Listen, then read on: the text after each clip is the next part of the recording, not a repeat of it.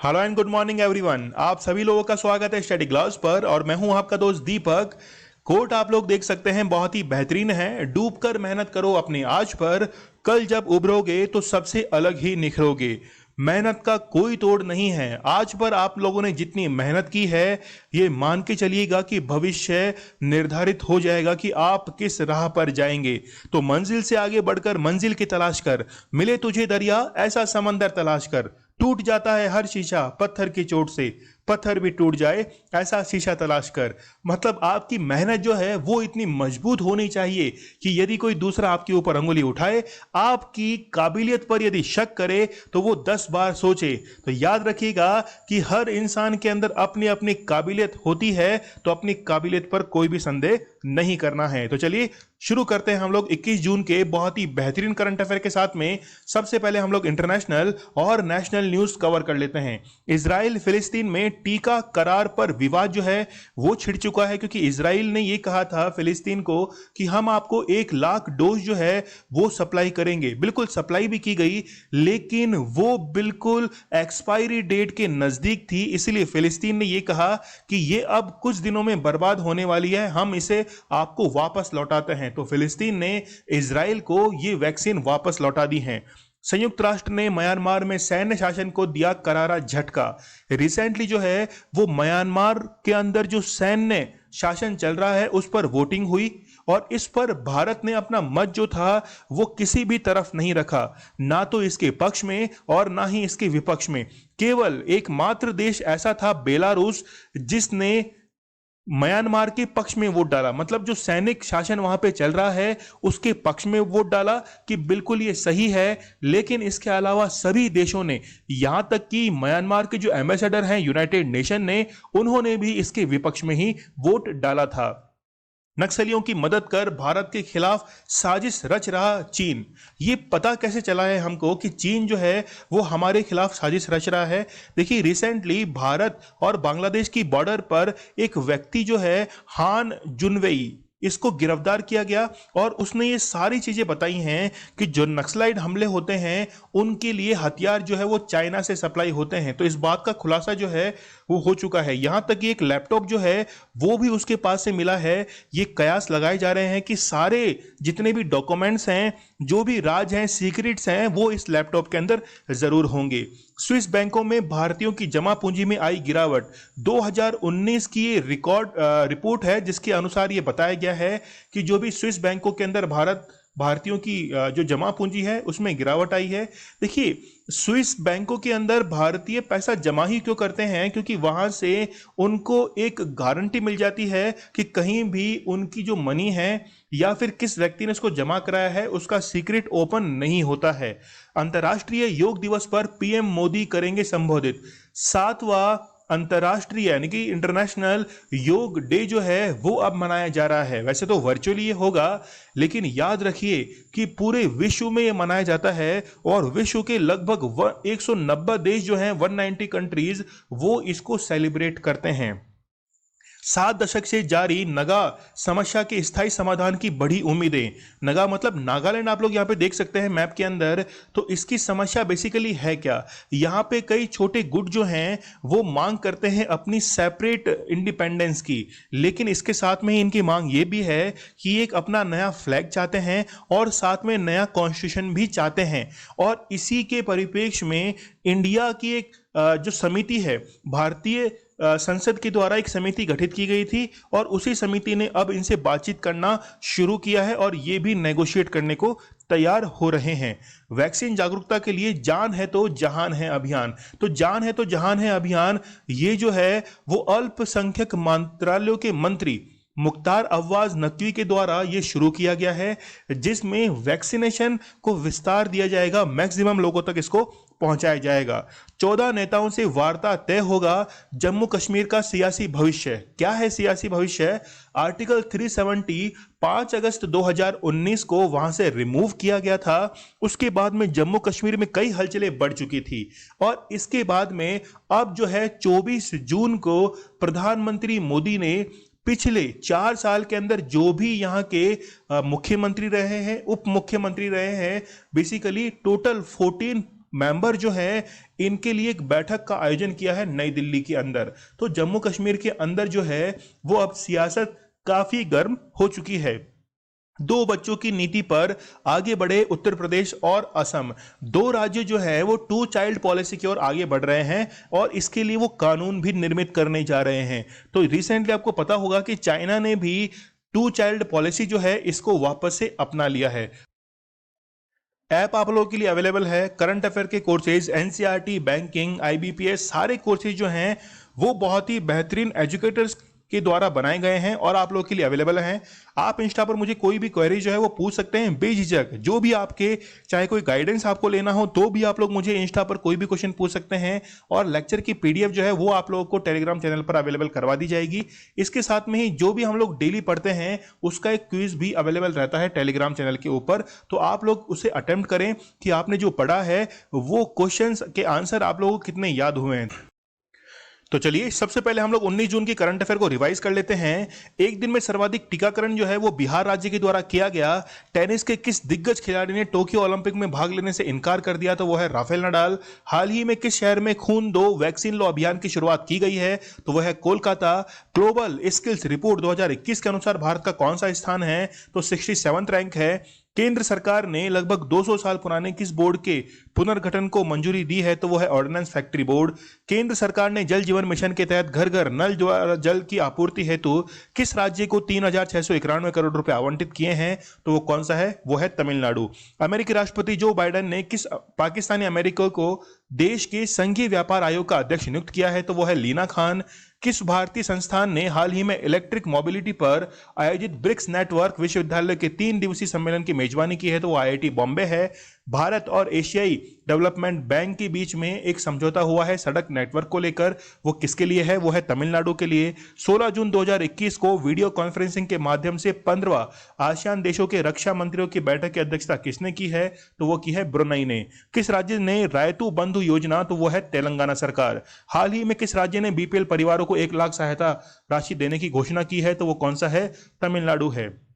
Doctor S Janaki Raman को किस देश में भारतीय राजदूत नियुक्त किया गया है? तो वो है क्यूबा। फोर्ब्स द्वारा जारी विश्व के सर्वश्रेष्ठ बैंकों में डीबीएस जो है वो सबसे पहले स्थान पर है। Who has become the first female boxing coach of Egypt? तो वह है सबा सकरा। 19 जून का यह हमारा स्टडी ग्लॉस क्वेश्चन था। तो ये कहां के राष्ट्रपति थे? अनिरुद्ध जगन्नाथ, जिनके बेटे जो हैं प्रवीण जगन्नाथ, वो वर्तमान के अंदर क्या हैं? अभी प्रधानमंत्री हैं मॉरिशस के, ये प्रधानमंत्री थे। आज है 21 जून। बहुत ही बेहतरीन करंट अफेयर मैं आप लोगों के लिए लेकर आया हूं और पहला क्वेश्चन आप लोग के सामने है। 7वें अंतर्राष्ट्रीय योग दिवस की थीम क्या है? तो 7वें अंतर्राष्ट्रीय योग दिवस की थीम है योगा फॉर वेलनेस और यह है 2021 की। जबकि yoga for health, yoga at home जो है वो कोविड चल रहा था इसलिए घरों पर इसको करने की हिदायत दी गई थी। 2020 की ये थीम थी। क्लाइमेट एक्शन जो है वो 2019 की थीम और योगा फॉर पीस जो है वो 2018 की थीम रही है। ठीक है, तो ये जो है कुल 190 देशों के अंदर इसको सेलिब्रेट किया जाएगा और सेलिब्रेट सबसे पहले किया गया था 21 जून 2015 को सबसे पहले सेलिब्रेट किया गया था। यदि मान लीजिए क्वेश्चन पूछे कि भारत के बाहर सबसे पहली योगा यूनिवर्सिटी जो है इसको कहां पर स्थापित किया गया है? तो आप लोग याद रखना लॉस एंजलिस के अंदर इसको स्थापित किया गया है, जिसका नाम है विवेकानंद इंस्टीट्यूट ऑफ योगा। ठीक है, तो आप लोग इसको जरूर से याद रखना कि ये 7वां है। ठीक है, तभी तो 2015 से शुरू हुआ और 7वां ये बन गया। यहाँ पे आप लोग देख सकते हैं कि प्रधानमंत्री मोदी जो है वो एड्रेस करेंगे नेशन को और यहाँ पे आप लोग टाइम भी देख सकते हैं 6:30 जो है ये एड्रेस करने का टाइम है। यहाँ पर कई ऑर्गेनाइजेशन जो हैं वो एक कह सकते हैं कि प्रोग्राम जो है वो इंटरनेशनल डे ऑफ योगा के दिन ऑर्गेनाइज करती हैं। हेल्थ इज वेल्थ जो है ये इस बार की थीम है। जान है तो जहान है अभियान की शुरुआत कहाँ से की गई है? तो वो की गई है रामपुर यूपी से। देखिए रांची झारखंड से तो आयुष्मान भारत योजना की शुरुआत की गई थी 23 सितंबर 2018 की, जबकि ये जो है जहान है तो जहान है अभियान की शुरुआत जो है वो की जाएगी, मतलब आज से 21 जून से इसको शुरू किया जा रहा है। कहां से किया जा रहा है? रामपुर यूपी से। इसके साथ में उद्घाटन कौन करेंगे? तो उद्घाटन जो करेंगे वो करेंगे मुख्तार अब्बास नकवी जो है वो इसका उद्घाटन करेंगे, जो कि केंद्रीय अल्पसंख्यक मामलों के मंत्रालय के मंत्री हैं। ठीक है, तो 21 जून से ही फोर्थ स्टेज जो है, चौथा चरण, वो भी वैक्सीनेशन का स्टार्ट हो रहा है, ये भी आप लोग याद रखिए। सबसे पहला चरण कौन सा था? 16 जनवरी 2021 से वैक्सीनेशन होना शुरू हुआ है। देखिए एट प्रेजेंट क्या स्थिति है, प्रेजेंट का सिनेरियो आप लोग समझिए। अभी वर्तमान में एक दिन में लगभग 32 लाख वैक्सीनेशन जो है वो किया जाता है। देखिए काफ़ी बड़ा अमाउंट है, लेकिन यदि हम लोगों को दिसंबर 2021 तक सभी नागरिकों को यदि वैक्सीनेट करना है तो ये आंकड़ा जो है वो कुछ ज़्यादा ही होना चाहिए। मतलब लगभग 1 करोड़ के आसपास वैक्सीनेट जो है वो किया जाना चाहिए। देखिए इस अभियान में होगा क्या कि जान है तो जहान है। इसमें क्या होगा कि जागरूकता अभियान चलाए जाएंगे, मतलब कैंपेन जो है वो चलाए जाएंगे। इसमें होगा कि जितने भी नुक्कड़ नाटक होते हैं, नुक्कड़ नाटक तो आप लोगों ने देखे होंगे, जैसे कुछ लोग जो हैं, जैसे कोई नाटक अकादमी में काम करता है तो वो लोग क्या करते हैं, मिलकर एक नाटक का ऑर्गेनाइज करते हैं उसको, ताकि ये जागरूकता जो है, अवेयरनेस उसको फैलाई जा सके। इसके साथ में ही कुछ लोगों के मन में वैक्सीन को लेकर भ्रम है कि वैक्सीन लगाने से साइड इफेक्ट होंगे, तो उनका जो भ्रम है वो दूर करने के लिए जान है तो जहान अभियान चलाया गया है। यहाँ पे आप लोग देख सकते हैं कि 19 जून की अपडेट है और यहाँ पे लिखा गया है कि 21 जून से ये अभियान जो है वो चलाया जाएगा। ठीक है। भारतीय नौसेना व यूरोपीय संघ की नौसेना के बीच कौन सा नौसैनिक युद्धाभ्यास किया जा रहा है? तो याद रखना सबसे पहले तो कि ये पहला युद्धाभ्यास है, फर्स्ट मिलिट्री एक्सरसाइज है, नेवल एक्सरसाइज है। इससे पहले कोई भी एक्सरसाइज नहीं हुई है भारतीय नौसेना और यूरोपीय संघ के बीच में। तो ये कौन सा है? आप लोग देख सकते हैं, इन इवना फॉर। ठीक है, तो यहाँ पे यूरोपियन यूनियन है, नेवल है और फिर है फोर। ठीक है, तो ये शब्द के अंदर डिवाइड है। अब देखिए इसके अंदर ये हो कब रहा है? 18 से 19 जून 2021 तक ये चला है। इसके साथ में पूछे कि कहाँ पर चला है, कहाँ पर चला है ये चला है अदन की खाड़ी के अंदर। तो अदन, बे ऑफ अदन जो है, यहाँ पर ये ऑर्गेनाइज हुआ है। अब ये ऑर्गेनाइज यहाँ पे अदन की खाड़ी में क्यों किया गया है वो भी अब हम लोग अभी इसको समझते हैं। लेकिन आप लोग देखिए कि 5 जो शिप्स हैं उन्होंने इसके अंदर पार्टिसिपेट किया है। कंट्रीज देख लीजिए, कंट्रीज सबसे पहले हम लोग देखें कि सबसे पहले है इटली। तो इटली का जो जहाज है उसमें है ITS कैरा बिनेरो। ठीक है, केरा बिनेरो जो है वो इसके अंदर है। इटली के बाद फिर है इसके अंदर स्पेन। आप लोग तो केवल जो कंट्रीज के नाम है वो याद रखिए। स्पेन के बाद है, फिर इसमें है कौन सा? फ्रांस है। फ्रांस के बाद जो है वो है इंडिया। तो यहाँ पे 4 कंट्री जो है वो तो आप लोग यहाँ पे देख सकते हैं, लेकिन इंडिया की तरफ से याद रखना जरूरी है। INS त्रिकंद जो है, इसका नाम आप लोग याद रखिए, जिसने पार्टिसिपेट किया है। देखिए त्रिकंद वही है जिसने अभी कतर से कोविड-19 के लिए जो रॉ मटेरियल लेके आया था कतर से, वो कौन सा था? INS त्रिकंद ही था। यहाँ पे अभी आप लोग देख सकते हैं सी जो है ऑप्शन, यहाँ पे है संप्रीति। तो संप्रीति जो है वो इंडिया और बांग्लादेश के बीच में किया जाता है। इंडिया और बांग्लादेश के बीच में जिमैक्स, रिसेंटली आपको पता होगा कि जिमैक्स युद्धाभ्यास जो है वो भी अभी अरब सागर के अंदर किया गया है। कौन से 2 देशों के बीच, ये मुझे आप लोग कमेंट सेक्शन में बताना, क्योंकि मैंने क्वेश्चन जो है ये परसों ही कराया है आपको।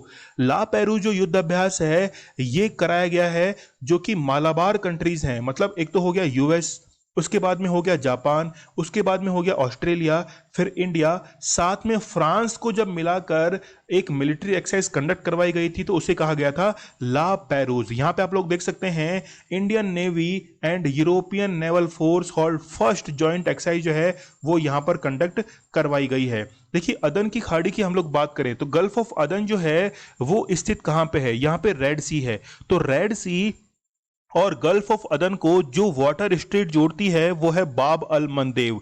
बाब अल मंदेव को हम लोग कहते हैं, बाब अल मंदेव को हम लोग कहते हैं द बे ऑफ टीयर्स, मतलब कि आंसुओं की घाटी इसे कहा जाता है। क्यों कहा जाता है? कि जब भी यहाँ से कोई शिप गुजरता है तो यहाँ पर इतनी ह्यूमिडिटी है और इतनी गर्मी है, क्योंकि दोनों तरफ तो यहाँ पे डेजर्ट है। यहाँ पे कौन सा है? अरब का, और यहाँ पे कौन सा है? सहारा का। तो फिर क्या होता है कि यहाँ से जब गर्म हवाएं चलती है तो वो सीधी आंखों में लगती है, आंखों में लगने पर आंसू आने लगते हैं। इसीलिए कहा जाता है कि आंसुओं की घाटी कहा जाता है बाब अल मंदेव वाटर स्ट्रेट को।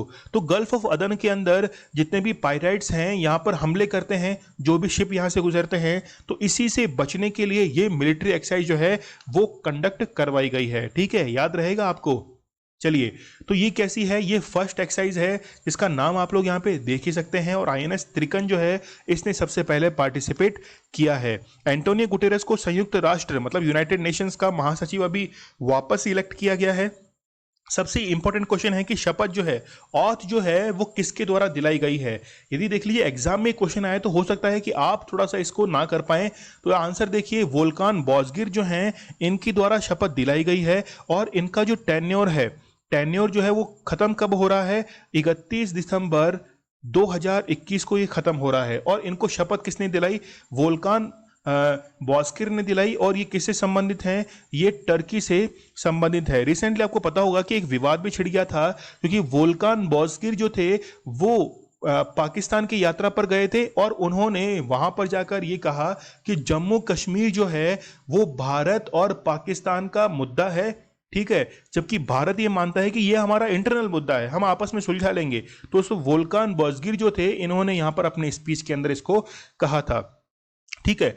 अब देखिए कि एंटोनियो गुटेरस के बारे में हम लोग बात कर लेते हैं। एंटोनियो गुटेरस ये पहले पुर्तगाल के क्या रह चुके हैं? पुर्तगाल के प्राइम मिनिस्टर रह चुके हैं, और इनका जो टेन्योर है वो अब शुरू कब से होगा? तो 1 जनवरी 2021 से ये टेन्योर शुरू होगा, सॉरी 22 से ये शुरू होगा, और खत्म कब तक होगा? 31 दिसंबर 2026। तो हम लोग कहें कि 5 साल का जो है वो इनका ये टेन्योर रहेगा, ठीक है। तो गुटेरस तो पहले प्रधानमंत्री रह चुके हैं, लेकिन 1 जनवरी 2017 से ये इस पद पर बने हुए हैं, और इस पद पर बनने वाले ये 9th, ठीक है, 9 जो है वो सेक्रेटरी जनरल हैं, ठीक है। अब देखिए कि इनकी नियुक्ति कैसे होती है। नियुक्ति की हम लोग बात करें अपॉइंटमेंट की, उससे पहले हम लोग यहाँ पे देख लेते हैं कि बी ऑप्शन जो है ये बता रहा है कि जो ट्रिगवे लाई थे वो पहले यहाँ के सेक्रेटरी जनरल थे, उसके बाद में बान की मून भी रहे हैं, और टीएस त्रिमूर्ति तो भारत की ओर से यूएन के अंदर स्थायी परमानेंट मेंबर जो हैं वो वहां पर हैं, ठीक है। अब सोचने की बात है कि हमेशा जो है वो मेल कैंडिडेट बने हैं, अभी तक कोई भी फीमेल कैंडिडेट जो हैं वो सेक्रेटरी जनरल के अंदर, सेक्रेटरी जनरल के पद पर नहीं रही है। चलिए यहां पे हम लोग देख लेते हैं कि एंटोनियो गुटेरेस जो है वो री इलेक्ट किए गए हैं, 2 बार कार्यकाल जो है वो इनका हो सकता है। तो ये 75th सेशन था, 75th सेशन था। यहां पे आप लोग टेन्योर जो है वो इनका देख सकते हैं। अब जो है कि इनको चूज कैसे किया जाता है, तो आप लोग यहाँ पे देख सकते हैं, एक तो है सिक्योरिटी काउंसिल, फिर है एक जनरल असेंबली। तो अब क्या होगा कि ये जो अपॉइंट किए गए हैं, यहाँ पे आप लोग देख सकते हैं कि general is appointed by the general assembly on the recommendation of secretary council. तो सेक्रेटरी काउंसिल जो है वो रिकमेंड करेगी, और जनरल असेंबली उसको क्या करेगी? अपॉइंट करेगी। और अपॉइंट करने के बाद जो भी अध्यक्ष हैं, मतलब अभी हम लोग बात कर रहे थे प्रेसिडेंट के बारे में, वोल्कान बॉसगिर जो हैं उनके बारे में, ये सेक्रेटरी हैं, ये फिर इनको क्या दिलाते हैं? शपथ दिलाते हैं। देखिए टोटल जो मेंबर हैं सिक्योरिटी काउंसिल के अंदर वो 15 हैं। अब इनमें से 5 तो है परमानेंट और 10 जो है वो है नॉन परमानेंट। तो 5 परमानेंट के अंदर कौन कौन से हैं? एक तो है चाइना, फिर है फ्रांस, फिर है रशिया, और उसके बाद में है यूके, फिर है यूएस। तो 5 तो परमानेंट मेंबर हो गए। अब जो है 10 है नॉन परमानेंट मेंबर। तो 10 नॉन परमानेंट मेंबर के अंदर एक इंडिया भी तो है। अब ये 5 मेंबर जो हैं, जब भी इलेक्ट किया जाएगा सेक्रेटरी जनरल को, यदि मान लीजिए कि 5 में से एक ने भी क्या कर दिया, इसके खिलाफ वोट किया है, तो फिर वो बिल जो है वो वहां से खारिज हो जाता है, फिर अपॉइंटमेंट कैंसिल हो जाती है। लेकिन सभी ने पक्ष में वोट किया कि हाँ, एंटोनियो गुटेरेस को क्या बना देना चाहिए? यहां पर सेक्रेटरी जनरल बना देना चाहिए। चलिए, What does the UN secretary general do?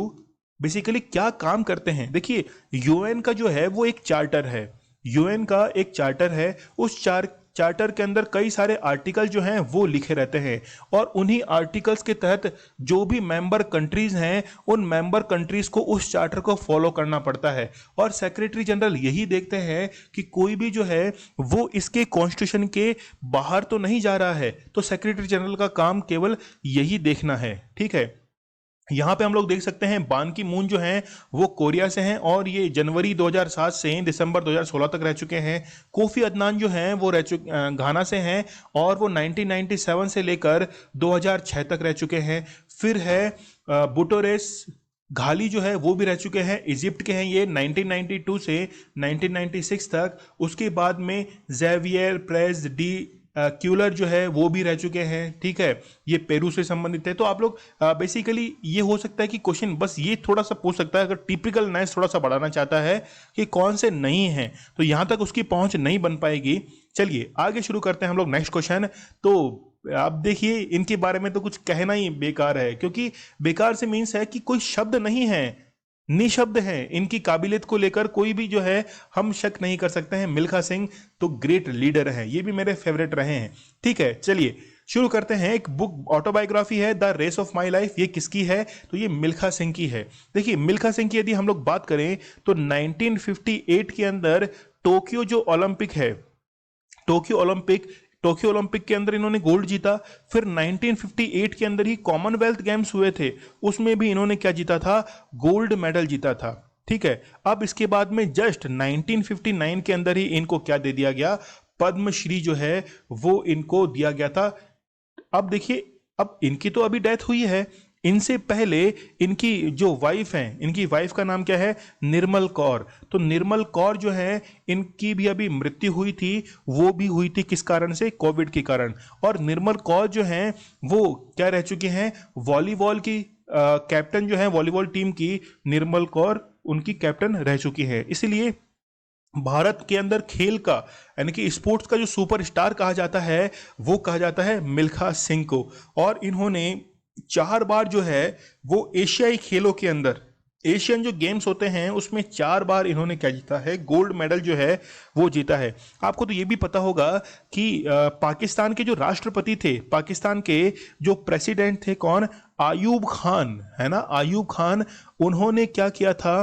तो इनको फ्लाइंग सिख कहा था। इनको क्या कहा था? फ्लाइंग सिख की उपाधि दी थी। ठीक है, तो आप लोग यहाँ पे देख सकते हैं कि जब इनसे दौड़ा नहीं गया था मैदान में तो उन्होंने अपने शूज जो थे वो रिमूव कर दिए थे और नंगे पैर दौड़े थे।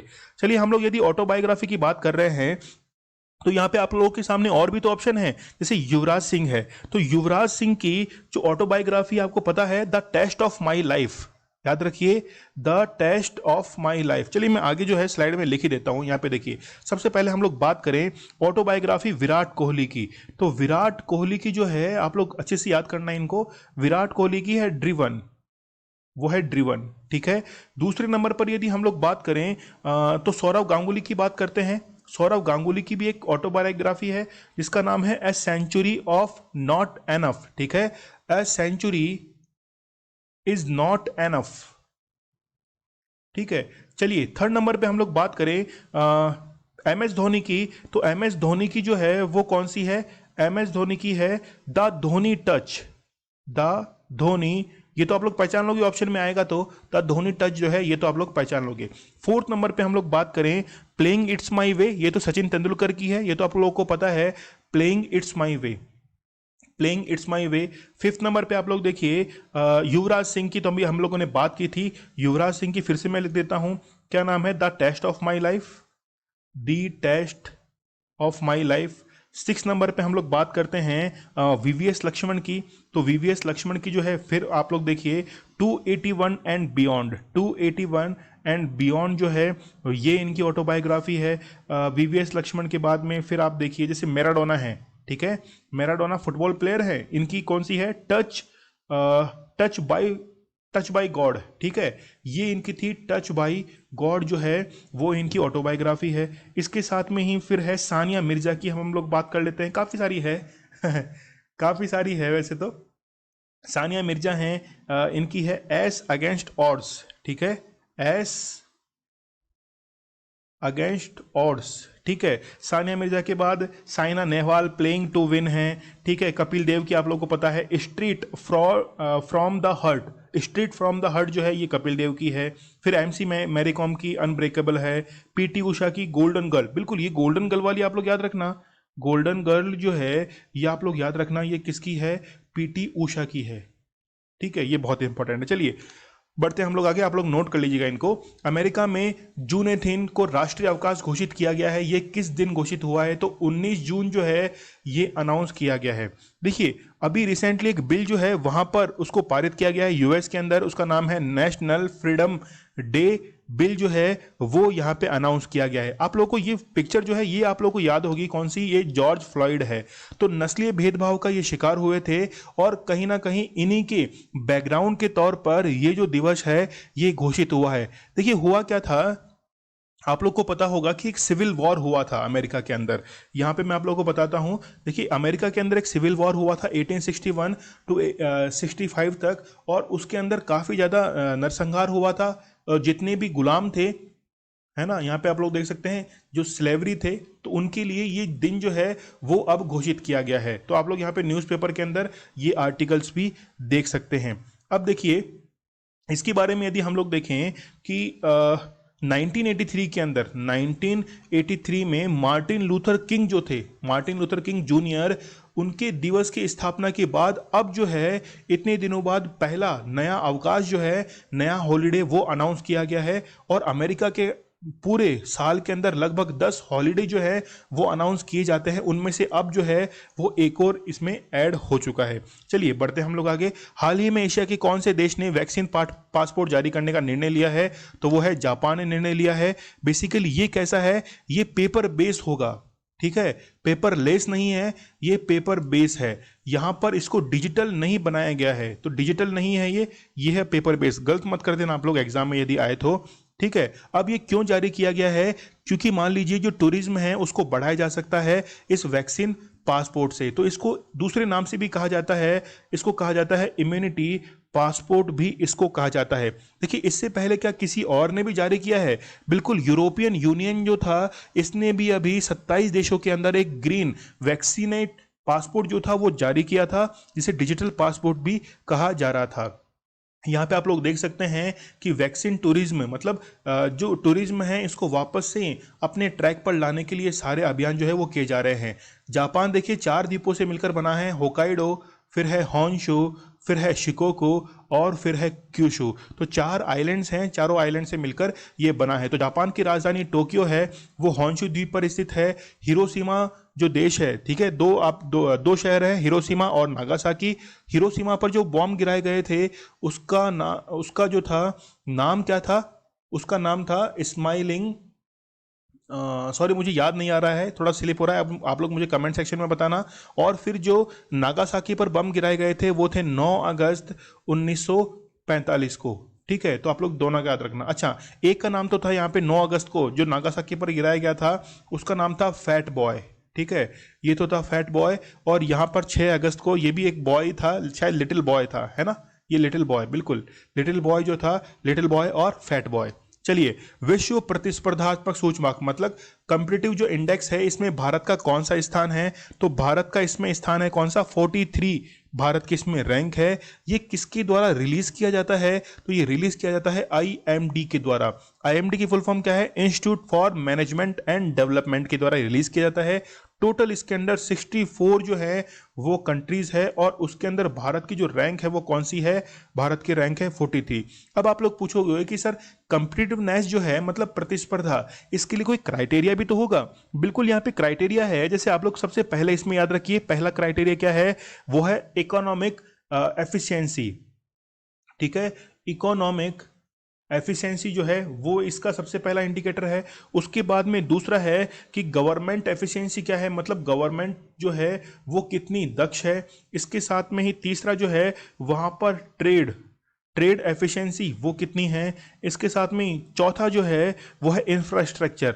तो यहाँ पे 4 जो हैं वो यहाँ पर वो है क्राइटेरिया जिसके बेसिस पर ये डिसाइड किया जाता है, ठीक है। तो सबसे पहले कि आप लोगों ने इकोनॉमिक परफॉर्मेंस कैसी है आपकी, फिर गवर्नमेंट जो है एफिशिएंसी वो कैसी है, ट्रेड फैसिलिटीज़ आपके पास में क्या प्रोवाइड कराते हैं, और इंफ्रास्ट्रक्चर कैसा है। और इसके अंदर ये फैसिलिटीज़ प्रोवाइड कराने में सबसे पहला जो देश है वो कौन सा है? वो है स्विट्जरलैंड, ठीक है।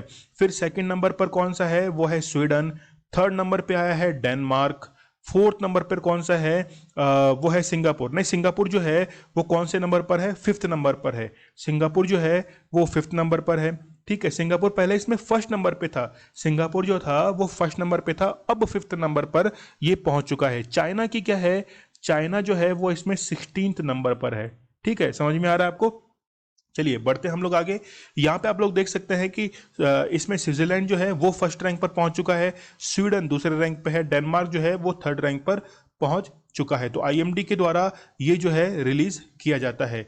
केंद्र सरकार ने किन दो स्थानों पर हाइड्रोकार्बन परियोजना को मंजूरी दी है, तो वो कहां पर है? एक तो है पुदुचेरी के अंदर और फिर है कराईकल। हाइड्रोकार्बन क्या होता है? हाइड्रोजन और कार्बन का यूज करके जब फ्यूल बनाते हैं तो उसे हाइड्रोकार्बन कहा जाता है। यहां पर हम लोग लोकेशन देख सकते हैं, एक तो है पुदुचेरी और है फिर है कराईकल। देखिए पौंडीचेरी जो है वो टोटल 4 पार्ट में तो डिवाइड है, याद रखिए बहुत इंपॉर्टेंट है, 4 पार्ट में डिवाइड है और 3 स्टेट्स के अंदर ये फैला हुआ है। तो 3 स्टेट्स कौन कौन से हैं?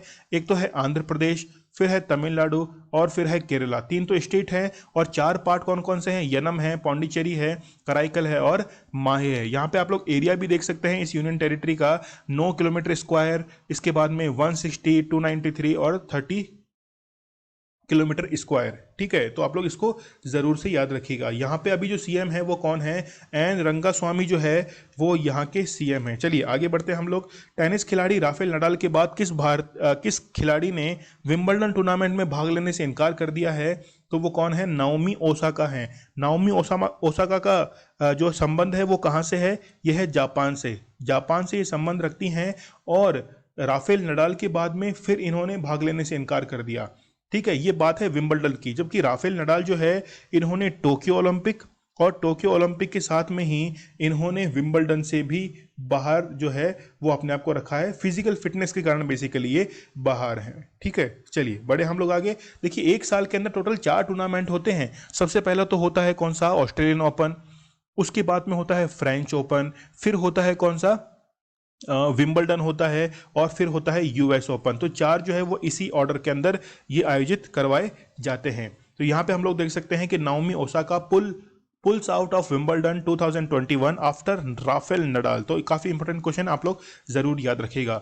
ईरान के नए राष्ट्रपति कौन निर्वाचित हुए हैं? तो ईरान के राष्ट्रपति निर्वाचित हुए हैं इब्राहिम रईसी जो है वो नए राष्ट्रपति यहाँ पर इलेक्ट हुए हैं। अब देखिए इससे पहले कौन थे? हसन रोहानी जो थे वो इससे पहले थे। तो इब्राहिम रईसी जो हैं वो अब बने हैं, लेकिन ये बहुत ही कट्टरपंथी बताए जाते हैं अपने देश के लिए। ठीक है, बहुत ही ज्यादा कट्टरपंथी ये बताए जाते हैं। यहाँ पे आप लोग देख सकते हैं लिखे हुआ है अबोल हसन बनिसदार ये जो थे, ठीक है, ये सबसे पहले यहाँ के राष्ट्रपति थे।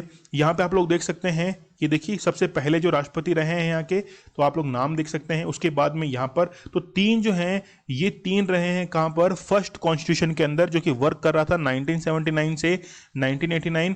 फिर यहाँ पे देखिए आप लोग सेकेंड कॉन्स्टिट्यूशन है 1989 से, और यहाँ पर 8वें क्रम के देखिए 8th नंबर पर हैं ये इब्राहिम रईसी। और अब जो है अभी 0 दिन मतलब 3 अगस्त 2021 से ये जो है वो काम करना शुरू करेंगे। चलिए ईरान की हम लोग लोकेशन देख लेते हैं। जैसे भारत से हम लोग चलते हैं तो भारत से पाकिस्तान, पाकिस्तान से फिर ईरान के अंदर। ठीक है, तो क्या ईरान में हमारा कोई बंदरगाह भी है? ठीक है, बिल्कुल एक बंदरगाह है जो कि भारत ने ईरान के अंदर निर्मित किया है। उसका नाम क्या है? ईरान के अंदर है चाबहार। ठीक है, चाबहार जो है वो वहाँ पर एक बंदरगाह है। हम लोग जो है वो अफगानिस्तान के अंदर अपनी जो रिचमेंट है उसको पहुँचाना चाहते थे, इसलिए डायरेक्ट तो जा नहीं सकते क्योंकि यहाँ पे तो पीओके वाला एरिया है, इसलिए हम ईरान के थ्रू जो है वो फिर पहुँचे हैं कहाँ पर? अफगानिस्तान के अंदर। तो यहाँ पे ईरान की राजधानी क्या है? तेहरान है। इसको आप लोग जरूर से याद रखिएगा। देखिए एक क्वेश्चन यहाँ से और बनता है कि कैस्पियन सागर के जो नेबरिंग जो यहाँ पे टचिंग कंट्रीज हैं वो आप लोग को बहुत ही अच्छी तरीके से याद होना चाहिए। जैसे ईरान है, तुर्कमेनिस्तान है, इसके साथ में कजाकिस्तान है। कजाकिस्तान एशिया का सबसे बड़ा लैंडलॉक कंट्री है। रशिया है, फिर अजरबैजान है। अब आप लोग कहते हैं कि सर जो है करंट अफेयर बहुत ही जल्दी खत्म किया करो। अब देखिए कुछ सीखना है तो थोड़ा सा सब्र आप लोगों को रखना ही पड़ेगा। What is the rank of the India in the global peace index? तो ग्लोबल पीस इंडेक्स में भारत की जो रैंक है वो कौन सी है? 135 जो है वो भारत की रैंक है। फर्स्ट नंबर पे कौन आया है? फर्स्ट नंबर पे आया है इसमें आइसलैंड। ठीक है, सेकंड नंबर पे कौन आया है? वो है डेनमार्क। और इसके साथ में थर्ड रैंक पे कौन है, वो है न्यूजीलैंड। तो ये तीनों रैंक हम लोग देख सकते हैं। तो ये इसका 15th एडिशन है। लेकिन आप लोग पूछोगे कि सर इसमें होता क्या है। पीस का मतलब है कि आपके देश के अंदर जो आतंकी घटनाएं हैं वो कम होनी चाहिए, और इसके आधार पर फिर इसको डिसाइड किया जाता है। तो यहाँ पे हम लोग देख सकते हैं इंडिया की आप लोग देखिए तो 135th रैंक है, जो कि 2 रैंक थोड़ी सी हमारी रैंक जो है वो सुधरी है। सबसे लास्ट में आप लोग देखिए टोटल 163 कंट्रीज हैं, और सबसे लास्ट में कौन सा रहा है, ये रहा है अफगानिस्तान। अब ये जो है रिलीज किसके द्वारा किया जाता है, तो institute for economics and peace, ठीक है।